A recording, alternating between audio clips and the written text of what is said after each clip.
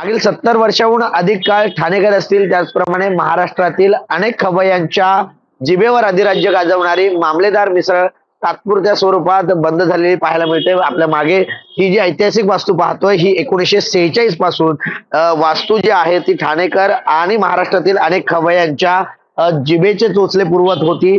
झणझणीत आणि तर्रीदार मिसळ म्हणून या मामलेदार मिसळची ओळख होती. राजकीय मंडळी त्याचप्रमाणे चित्रपट सृष्टीतील अनेक अभिनेत्यांच्या आवडीची असणारी ही मामलेदार मिसळ राज ठाकरे असतील, उपमुख्यमंत्री एकनाथ शिंदे असतील, त्याचप्रमाणे बॉलिवूड अभिनेता अभिषेक बच्चन यांच्या देखील अत्यंत आवडीची असणारी ही मामलेदार मिसळ आहे.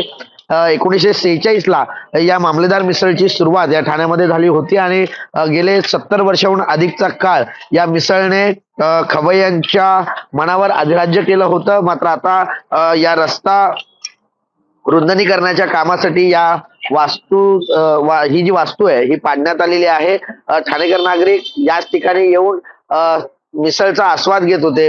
ही मुख्य बाजारपेठमध्ये असलेली मामलेदार मिसळ आहे. या ठिकाणी अनेक ग्राहक ठाणेकर येत असतात आणि खरेदी झाल्यानंतर आवर्जून मामलेदार मिसळचा आस्वाद घेताना पाहायला मिळत होते. मात्र आता ही जी वास्तू आहे ही वास्तू पाडण्यात आलेली आहे. आता या ठिकाणी नवीन वास्तू होणार आहे, मात्र काही महिन्यांचा कालावधी लागू शकतो. त्यासाठी ठाणेकर जे आहेत ते प्रतीक्षेत असलेले पाहायला मिळतात.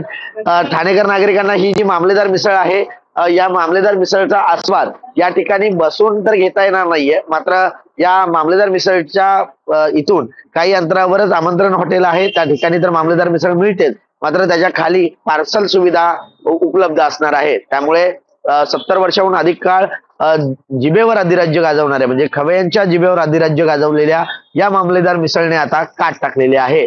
कुणाल बोटे, जय महाराष्ट्र न्यूज, ठाणे.